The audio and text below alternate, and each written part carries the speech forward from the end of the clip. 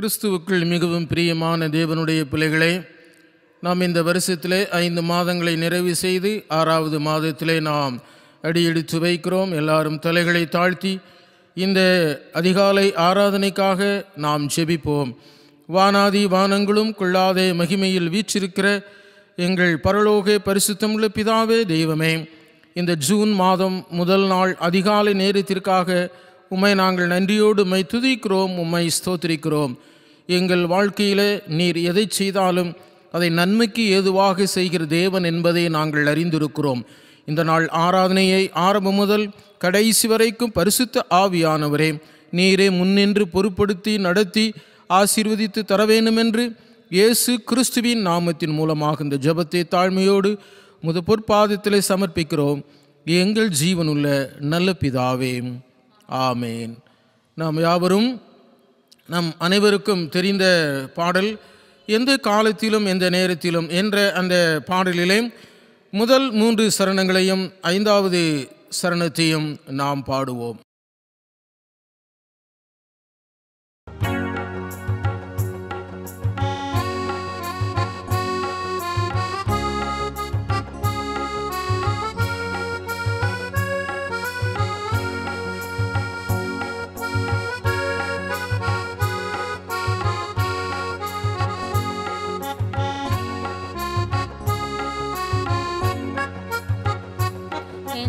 காலத்திலும் எந்த நேரத்திலும் நன்றியால் உம்மை நான் துதிப்பேன். இயேசுவே உம்மை நான் துதிப்பேன், துதிப்பேன். எந்த வேளையிலும் துதிப்பேன். இயேசுவே உம்மை நான் துதிப்பேன், துதிப்பேன். எந்த வேளையிலும் ஆதியும் நீரே, அந்தமும் நீரே, ஜோதியும் நீரே, என் சொந்தமும் நீரே. ஆதியும் நீரே, அந்தமும் நீரே, ஜோதியும் நீரே, என் சொந்தமும் நீரே. எந்த காலத்திலும் எந்த நேரத்திலும் நன்றியால் உம்மை நான் துதிப்பேன். இயேசுவே உம்மை நான் துதிப்பேன், துதிப்பேன். எந்த வேளையிலும் துதிப்பேன். தாய் தந்தை நீரே, தாதியும் நீரே, தாவரம் நீரே, என் தாரகம் நீரே. தாய் தந்தை நீரே, தாதியும் நீரே, தாவரம் நீரே, என் தாரகம் நீரே. எந்த காலத்திலும் எந்த நேரத்திலும் நன்றியால் உம்மை நான் துதிப்பேன். இயேசுவே உம்மை நான் துதிப்பேன், துதிப்பேன். எந்த வேளையிலும் துதிப்பேன்.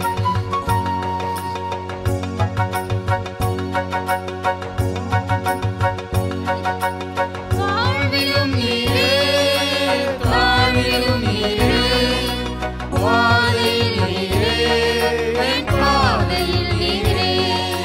வாழ்விலும்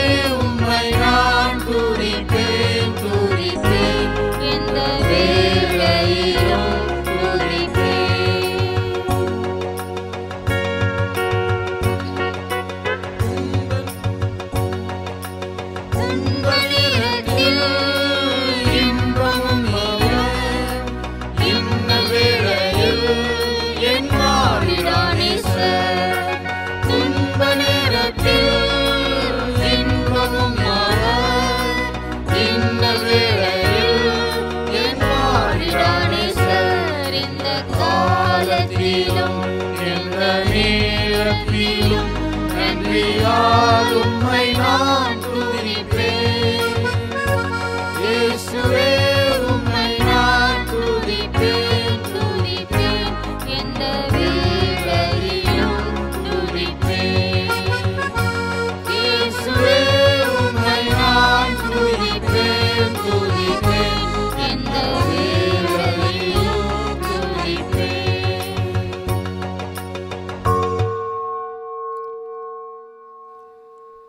நாம் யாவரும் வாரி மாறி வாசிக்கும்படியாக தெரிந்து கொள்ளப்பட்ட சங்கீதம் 32 மஸ்கில் என்னும் தாவீதின் போதக சங்கீதம். 32வது சங்கீதத்தில் 1 முதல் 11 வசனங்கள் முடிய நாம் யாவரும் மாறி மாறி இந்த சங்கீதத்தை நாம் வாசிப்போம். எவனுடைய மீறுதல் மன்னிக்கப்பட்டதோ, எவனுடைய பாவம் மூடப்பட்டதோ அவன் பாக்கியவான். எவனுடைய அக்கிரமத்தை கர்த்தர் எண்ணாதிருக்கிறாரோ, எவனுடைய ஆவியில் கபடமில்லாதிருக்கிறதோ அவன் பாக்கியவான். நான் அடக்கி வைத்த மட்டும் நித்தம் என் கதறலினாலே என் எலும்புகள் உலர்ந்து போயிற்று. இரவும் பகலும் என் மேல் உம்முடைய கை பாரமாயிருந்ததினால் என் சாரம் உஷ்ணகால வறட்சி போல வறண்டு போயிற்று. நான் என் அக்கிரமத்தை மறைக்காமல் என் பாவத்தை உமக்கு அறிவித்தேன். என் மீறுதல்களை கர்த்தருக்கு அறிக்கையிடுவேன் என்றேன். தேவரீர் என் பாவத்தின் தோஷத்தை மன்னித்தீர். இதற்காக சகாயம் கிடைக்கும் காலத்தில் பக்தியுள்ளவன் எவனும் உம்மை நோக்கி விண்ணப்பம் செய்வான். அப்பொழுது மிகுந்த ஜலப்பிரவாகம் வந்தாலும் அது அவனை அணுகாது. நீர் எனக்கு மறைவிடமாய் இருக்கிறீர். என்னை நீர் இக்கட்டுக்கு விலக்கி காத்து இரட்சணிய பாடல்களை என்னை சூழ்ந்து கொள்ளும்படி செய்வீர். நான் உனக்கு போதித்து நீ நடக்க வேண்டிய வழியை உனக்கு காட்டுவேன். உன்மேல் என் கண்ணை வைத்து உனக்கு ஆலோசனை சொல்லுவேன். வாரினாலும் கடிவாளத்தினாலும் வாய் கட்டப்பட்டால் ஒழிய உன் கிட்டே சேராத புத்தி இல்லாத குதிரையைப் போலவும் கோவேறு கழுதையைப் போலவும் இருக்க வேண்டாம். துன்மார்க்கனுக்கு அநேக வேதனைகள் உண்டு. கர்த்தரை நம்பியிருக்கிறவனையோ கிருபை சூழ்ந்து கொள்ளும். நாம் எல்லாரும் சேர்ந்து வாசிப்போம். நீதிமான்களே, கர்த்தருக்குள் மகிழ்ந்து களிகூருங்கள். செம்மையான இருதயம் உள்ளவர்களே, நீங்கள் எல்லாரும் ஆனந்த முழக்கமிடுங்கள் என்பதே. ஆமேன்.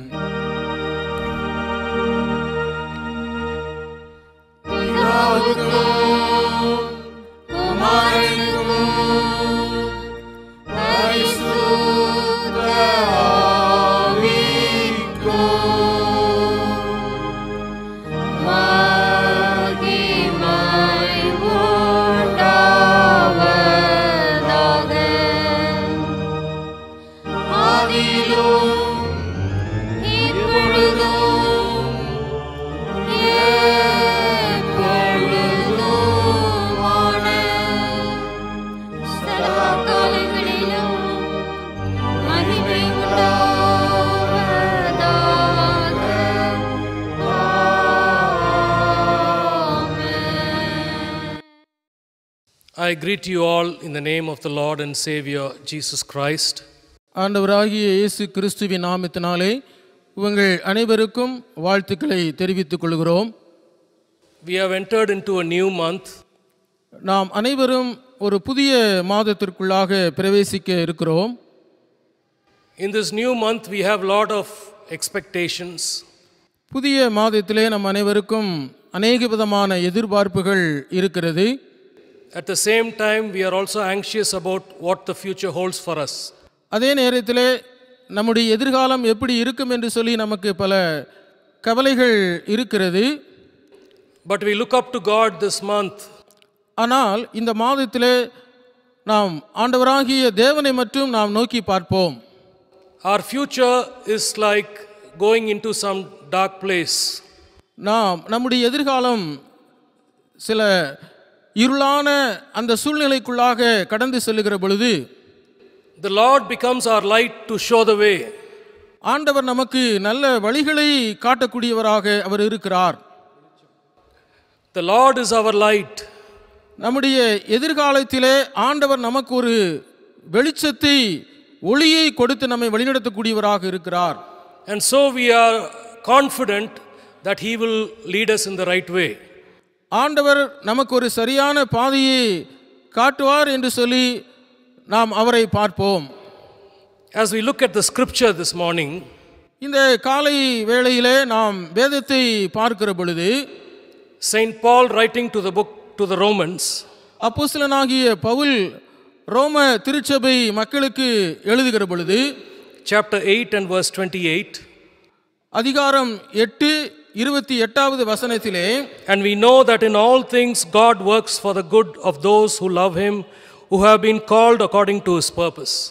அன்றியும் அவருடைய தீர்மானத்தின்படி அழைக்கப்பட்டவர்களாய் தேவனிடத்தில் அன்பு கூறுகிறவர்களுக்கு சகலமும் நன்மைக்கு ஏதுவாக நடக்கிறதென்று அறிந்திருக்கிறோம் என்று கூறுகிறார். My dear brothers and sisters, எனக்கு அருமையான சகோதர சகோதரிகளே, we believe in a God who is good, நாம் ஆண்டவர் நல்லவர் என்பதை நாம் விசுவாசிப்போம்.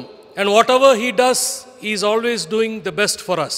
நம்முடைய வாழ்க்கையிலே ஆண்டவர் எதை செய்தாலும் அது நன்மையானதையே செய்வார் என்று சொல்லி நாம் விசுவாசிப்போம். That's what Paul tells us in this verse.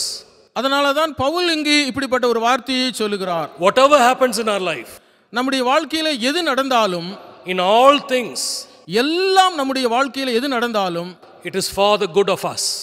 ஆண்டவர் நன்மைக்கு ஏதுவாகத்தான் செய்வார்.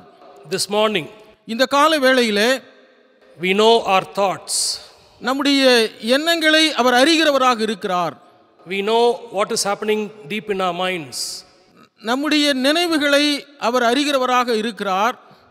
And we look up to God, நாம் ஆண்டவரை நோக்கி பார்க்கிற பொழுது, and we pray to God, ஆண்டவரிடத்திலே நாம் ஜெபிக்கிற பொழுது, Lord, you know what I'm thinking. நான் என்ன நினைக்கிறேன் என்பதை நீர் அறிவீர் ஆண்டவரே. You know what are the expectations in my life. என்னுடைய வாழ்க்கையிலே நான் எதிர்பார்க்கிறவைகள் எல்லாவற்றையும் நீர் அறிகிறீர் ஆண்டவரே. But whatever it is, ஆனால் என்னுடைய வாழ்க்கையில என்ன நடக்கும், whatever happens, என் வாழ்க்கையில என்ன நடக்கும் என்று சொல்லி நாம் நினைக்கும் பொழுது, Lord, I want your will to be done in my life. என்னுடைய வாழ்க்கையில உம்முடைய சித்தமே நடக்கட்டும் ஆண்டவரே என்று நாம் சொல்லுவோம். Sometimes we don't understand what God is doing in our lives. சில நேரங்களிலே நம்முடைய வாழ்க்கையில என்ன நடக்கிறது என்பதை நாம் அறியாதவர்களாக இருக்கிறோம். God is doing a good work in our lives. ஆண்டவர் நம்முடைய வாழ்க்கையில நன்மையானவைகளை செய்கிறவராகவே அவர் இருக்கிறார். But we do not understand. நாம் அதை அறிந்து கொள்ளாதவர்களாக இருக்கிறோம். We do not understand because we do not see the end of that particular experience. நாம் அதை அறிந்து கொள்ளாதவர்களாக இருக்கிறோம். ஏனென்றால் நம்முடைய எதிர்காலம் எப்படி இருக்கும், என்ன நடக்கும் என்பதை நம்மால யூகிக்க முடியாது, கணிக்க முடியாது. God is doing a good work in our life. ஆனால் ஆண்டவர் நம்முடைய வாழ்க்கையிலே நன்மைகளையே செய்வார் என்பதை நாம் அறிந்திருக்க வேண்டும். And that's why Paul tells us, அப்போஸ்தலனாகிய பவுல் இங்கு சொல்லுகிறார், those who have been called according to his purpose. ஆண்டவர் நன்மைகளை செய்வதற்காகவே நம்மை அவர் சிருஷ்டித்திருக்கிறார். He has called us for his purpose. அவருடைய நோக்கத்திற்காகவே நம்மை அழைத்திருக்கிறார். You and I are called by God. நீங்களும் நானும் தேவனாலே அழைக்கப்பட்டிருக்கிறோம். In Isaiah chapter 43, ஏசாயா 43வது அதிகாரம் 3வது வசனத்திலே, I'm sorry, the first verse, மன்னிக்க வேண்டும், முதல் வார்த்தை, I have called you by name, you are mine. என்னுடைய நாமத்தினாலே நீங்கள் அழைக்கப்பட்டு இருக்கிறீர்கள். I have called you by name, you are mine. என்னுடைய நாமத்தினாலே நீங்கள் அழைக்கப்பட்டு இருக்கிறீர்கள். God knows our names. நம்முடைய பெயரை கூட ஆண்டவர் அறிந்திருக்கிறார். And he tells us, you are mine. ஆண்டவர் சொல்லுகிறார், நீ என்னுடையவன் என்று சொல்லுகிறார். You belong to me. நீ என்னை சார்ந்தவராகவே நீ இருக்கிறாய் என்று சொல்லுகிறார். And this morning such is the God that we believe in. இதை போல ஆண்டவர் நம்முடைய வாழ்க்கையிலே அநேக காரியங்களை, நற்காரியங்களை செய்கிறவராக இருக்கிறார். Because we trust in God, ஏனென்றால் நாம் ஆண்டவரை விசுவாசிக்க கூடியவர்களாக இருப்போம். God shows us the best way for us. ஆண்டவர் நம்முடைய வாழ்க்கையிலே சரியான ஒரு வழியை, பாதையை காட்டுவார். And as he has called us, நாம் தேவனால் அழைக்கப்பட்டிருக்கிறோம். he has a very definite plan in our life. ஆண்டவர் நமக்கு ஒரு திட்டமான, தீர்மானமான ஒரு தீர்மானத்தையும் திட்டத்தையும் நம்முடைய வாழ்க்கையில் அவர் வைத்திருக்கிறார் என்பதை நாம் அறிந்திருக்க வேண்டும். And he guides us according to his plan. அவருடைய திட்டத்தோடு கூட சரியான பாதையிலே நம்மை வழிநடத்தி கொண்டு போவார். This plan may not match with our own plans. இது நம்முடைய திட்டமாக அல்ல, அது அவருடைய திட்டமாக இருக்கிறது. And sometimes we don't understand his சில plans. நேரங்களிலே நாம் இதை அறிந்து கொள்ள முடியாதவர்களாக இருக்கிறோம். They are the best of plans. இது சரியான திட்டம் என்பதை நாம் அறிந்து கொள்ள முடியாவிட்டால், But we don't understand. நாம் அதை அறிந்து கொள்ள முடியாது. From the sight of God, ஆண்டவருடைய பார்வையிலே it is the best. அது சரியான ஒரு வழியாக பாதையாக இருக்கிறது. And God looks at our lives. ஆண்டவர் நம்முடைய வாழ்க்கையை அவர் உற்று பார்த்து கொண்டிருக்கிறார். And he says this is a good thing. ஆண்டவர் சொல்லுகிறார் இது ஒரு சரியான பாதை என்று, வழி என்று சொல்லுகிறார். But sometimes in our own we are impatient with God. சில நேரங்களிலே நம்மை சுற்றி நடக்கிறவைகள் எல்லாம் we are not patient. நாம் பொறுமையோடு நாம் இல்லாதவர்களாக காணப்படுகிறோம். And then we cry out to God. நாம் சில நேரங்களிலே ஆண்டவரிடத்திலே அழுகிறோம். We complain to God. ஆண்டவரிடத்திலே நாம் குறை சொல்லுகிறவராக இருக்கிறோம். Lord, you say, Lord, I don't like this. ஆண்டவரே, எனக்கு இந்த திட்டம் விருப்பமில்லை என்று நாம் சொல்லுகிறோம். We tell God, Lord, I do not understand what you are doing. ஆண்டவரே, நீர் என்ன செய்கிறீர் என்பது எனக்கு தெரியவில்லை, எனக்கு புரியவில்லை என்று சொல்லுகிறோம். And so we look at what Paul tells the believers in Rome. ஆனால் இங்கே அப்போஸ்தலனாகிய பவுல் ரோம திருச்சபை மக்களுக்கு அவர் சொல்லுகிறார். In verse 29 of the 8th chapter, ரோமர் 8வது அதிகாரம் 29வது வசனத்திலே, for those God foreknew, he also predestined to be conformed to the likeness of his Son, that he might be the firstborn among many brothers. தம்முடைய குமாரன் அநேக சகோதரருக்குள்ளே முதற் பேரானவராய் இருக்கும் பொருட்டு தேவன் எவர்களை முன்னறிந்தாரோ அவர்களை தமது குமாரனுடைய சாயலுக்கு ஒப்பாய் இருப்பதற்கு முன் குறித்திருக்கிறார் என்று சொல்லுகிறார். If we ask God, what are you doing in my life? ஆண்டவர் நம்முடைய வாழ்க்கையிலே இதை செய்கிறவராக அவர் சொல்லுகிறார். If we ask God, Lord, what are you doing in my life? ஆனால் ஆண்டவரிடத்தில் நாம் இதை என் வாழ்க்கையில நீர் என்ன செய்வீர் என்று நாம் கேட்போமானால், God would probably tell us, ஆண்டவர் மிகவும் சந்தோஷத்தோடு இதை சொல்லுவார். I am trying to make you like my son Jesus. என்னுடைய குமாரனாகிய இயேசு கிறிஸ்துவினுடைய வாழ்க்கையிலே செய்தவைகளை I am trying to make you in the likeness of Jesus Christ. ஆண்டவராகிய இயேசு கிறிஸ்துவினுடைய வாழ்க்கையிலே செய்தவைகளையே I would like, God says, I am trying to make you like Jesus. ஆண்டவராகிய இயேசு கிறிஸ்துவினிடத்தில் செய்ததை போலவே நம்முடைய வாழ்க்கையிலும் அவர் செய்வேன் என்று சொல்லுகிறார். God wants us to be holy and pure. ஆண்டவர் பரிசுத்தமும் அவர் நீதியும் உள்ள தேவனாக அவர் இருக்கிறார். He wants us to be holy and pure. ஆண்டவரும் அதைத்தான் அவர் விரும்புகிறார். பரிசுத்தத்தையும் நீதியையும் அவர் விரும்புகிறார்.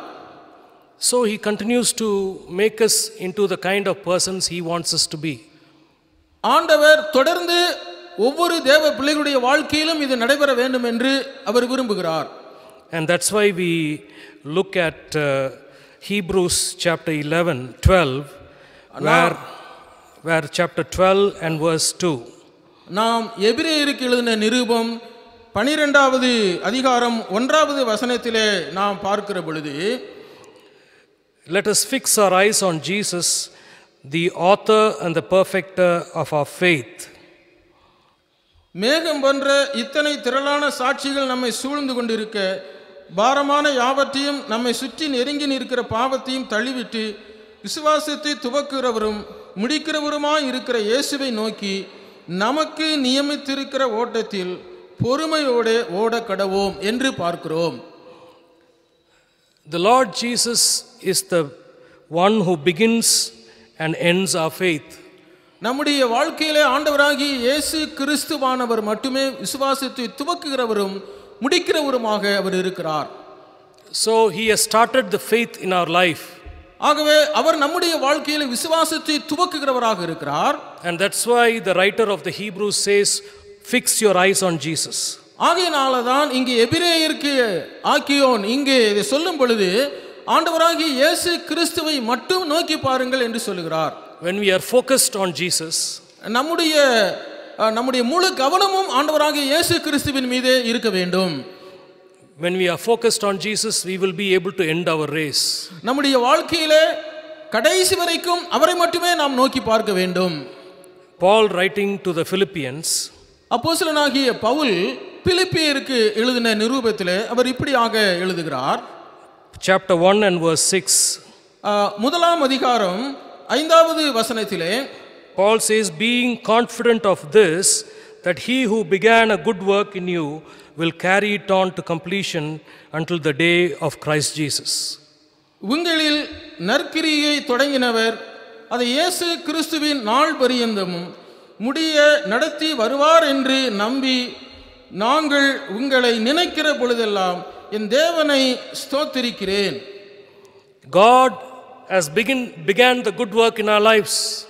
ஆண்டவர் நம்முடைய வாழ்க்கையில நல்ல கிரியைகளை அவர் ஆரம்பித்து செய்யக்கூடியவராக அவர் இருக்கிறார். And we are in the process of making. நாம் அதிலே முன்னேறி செல்ல வேண்டியவர்களாக இருக்கிறோம். And God is helping us to grow into the kind of people He wants us to be.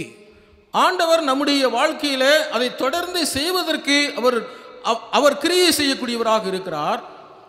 And in this process of growing, இந்த பாதையிலே நாம் முன்னேறி வளர்ந்து செல்லுகிற பொழுது, this is not an easy path.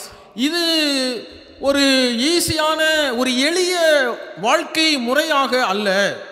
It is a hard path. இது ஒரு கடினமான ஒரு பாதையாகத்தான் இருக்கிறது. It's a painful path. இது மிகுந்த வலி நிறைந்த வேதனை நிறைந்த ஒரு பாதையாக அது இருக்கிறது. The writer of Hebrews, அவர் எபிரேயருக்கு எழுதின நிருபத்திலே அவர் இப்படி சொல்லுகிறார்.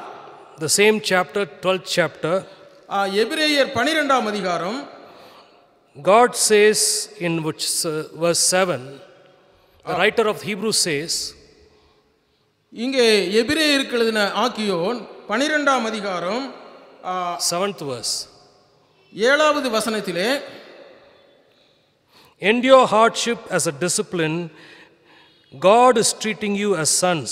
For what son is not disciplined by his father? 12, 6, 7 வசனங்களிலே, கர்த்தர் எவனிடத்தில் அன்பு கூறுகிறாரோ அவனை அவர் சிட்சித்து தாம் சேர்த்து கொள்ளுகிற எந்த மகனையும் தண்டிக்கிறார் என்று பிள்ளைகளுக்கு சொல்லுகிறது போல உங்களுக்கு சொல்லி இருக்கிற புத்திமதியை மறந்தீர்கள். நீங்கள் சிச்சையை சகிக்கிறவர்களாய் இருந்தால் தேவன் உங்களை புத்திரராக எண்ணி நடத்துவார். தகப்பன் சிச்சியாத புத்திரன் உண்டோ என்று சொல்லுகிறார். There are two words used here. இந்த இடத்திலே 2 வார்த்தைகளை ஆண்டவர் பயன்படுத்துகிறார். Chastisement. ஒன்று சிச்சை. The second word is discipline.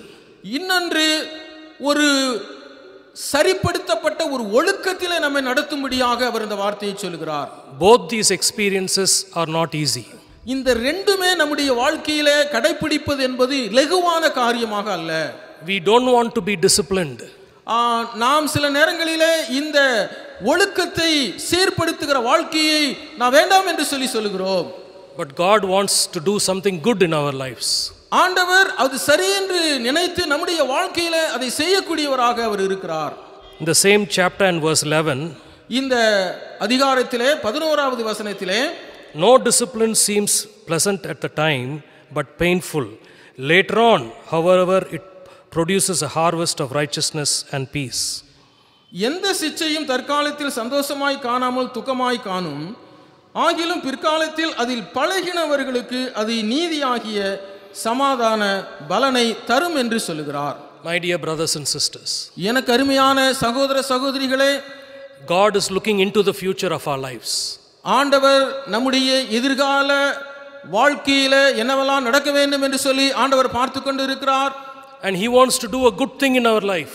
ஆண்டவர் நம்முடைய வாழ்க்கையில நல்லவைகளையே செய்ய வேண்டும் என்று சொல்லி அவர் விரும்புகிறார். And it's a painful process.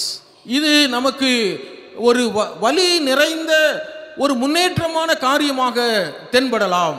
God has begun a good work in our life. நம்முடைய வாழ்க்கையிலே அவர் விசுவாசத்தை, நல்ல கிரியைகளை அவர் துவக்கி வைத்துவிட்டு அவரே அந்த நல்ல கிரியைகளை அவர் முடிப்பதற்கும் வல்லமை உடையவராக அவர் இருக்கிறார்.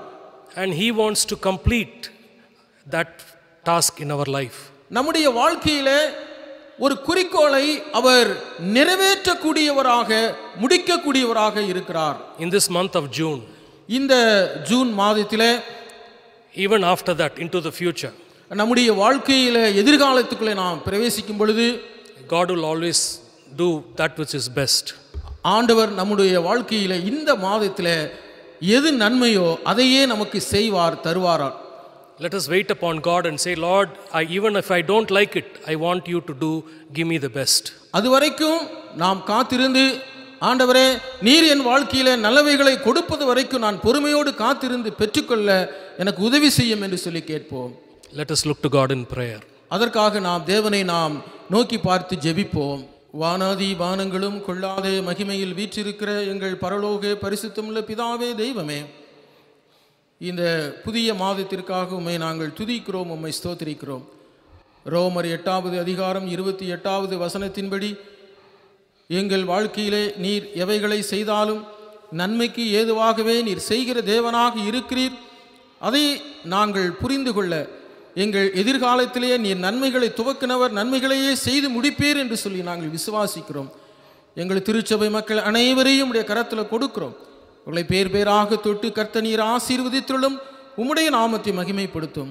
இயேசு கிறிஸ்துவின் நாமத்தின் மூலம் ஜெபிக்கிறோம் எங்கள் ஜீவனுள்ள நல்ல பிதாவே, ஆமென்.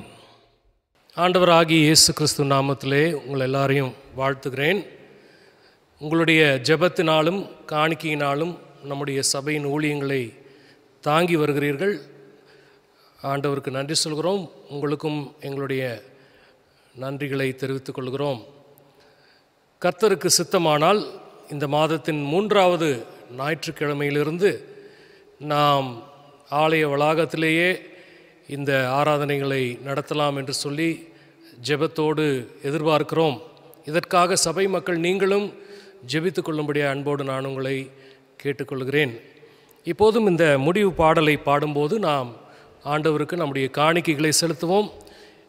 இந்த காணிக்கைகளை சேகரித்து நீங்கள் பின்னொரு காலத்திலே வந்து சபையிலே சேர்க்கும்படியாய் அன்போடு நான் உங்களை கேட்டுக்கொள்கிறேன். கர்த்தரின் கை குறுகவில்லை, கர்த்தரின் வாக்கு மாறிடாதே, சுத்தர்களாய் வாழ்ந்திடவே சுதனர்கள் புரிந்தனரே என்ற பாடலை பாடும்போது நம்முடைய காணிக்கைகளை ஆண்டவருக்கு செலுத்துவோம்.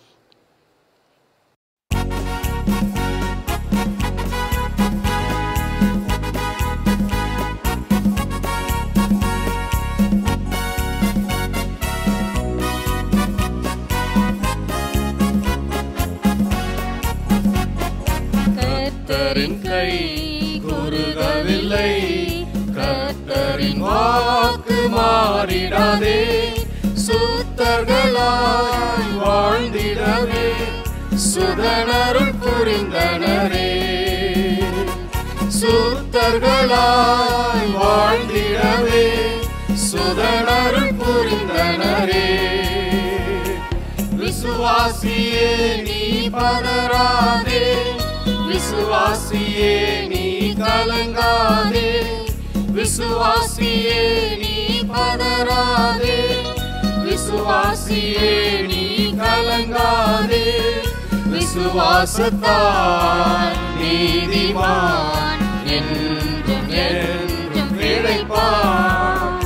விசுவாசத்தால் நீதிமான் என்றும் என்றும் பிழைப்பான்.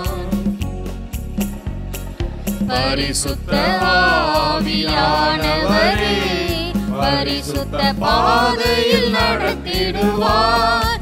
கிருபையிலே வளர்ந்திடுவோம், வரங்களை நாடிடுவோம். கிருபையிலே வளர்ந்திடுவோம், வரங்களை நாடிடுவோம். விசுவாசியே நீ பதறாதே, விசுவாசியே நீ கலங்காதே, விசுவாசியே நீ பதறாதே, விசுவாசியே நீ கலங்காதே, விசுவாசத்தால் நீதிமான் என்றும் என்றும் பிழைப்பான். விசுவாசத்தால் நீதிமான் என்றும் என்றும் பிழைப்பான். ஜெபம் செய்வோம். அன்பும் கிருபையும் நிறைந்த எங்கள் நல்ல ஆண்டவரே, இதோ இந்த நாளிலும் எங்களையும் இந்த காணிக்கைகளையும் அர்ப்பணிக்கிறோம். இந்த புதிய மாதத்துக்குள்ளாக நாங்கள் கடந்து செல்லும்போது கர்த்தருடைய ஆசீர்வாதம், உம்முடைய ஆலோசனை வழிநடத்தலுக்காக நாங்கள் ஜெபிக்கிறோம். இதோ நாங்கள் எதிர்கொண்டு போகிற பாதையை கர்த்தர் அறிந்திருக்கிறீர். நீர் எங்களை வழிநடத்தும், எங்கள் குடும்பங்களை ஆசீர்வதித்து வழிநடத்தும். எங்களுடைய கையின் பிரயாசங்களை, முயற்சிகள் எல்லாவற்றையும் நீர் ஆசீர்வதிக்கும்படியாய் எங்கள் இரட்சகரும் மீட்பருமான இயேசு கிறிஸ்துவின் இனிய நாமத்திலேயே கேட்கிறோம் ஜீவனுள்ள நல்ல பிதாவே, ஆமேன். ஆண்டவராகிய இயேசு கிறிஸ்துவனுடைய கிருபையும் பிதாவாகிய தேவனுடைய அன்பும் பரிசுத்த ஆவியானவருடைய அந்யோன்ய ஐக்கியமும் சமாதானமும் வழிநடத்தலும் இன்றும் என்றும் சதா காலமும் நம் அனைவரோடும் கூட தங்கியிருப்பதாக.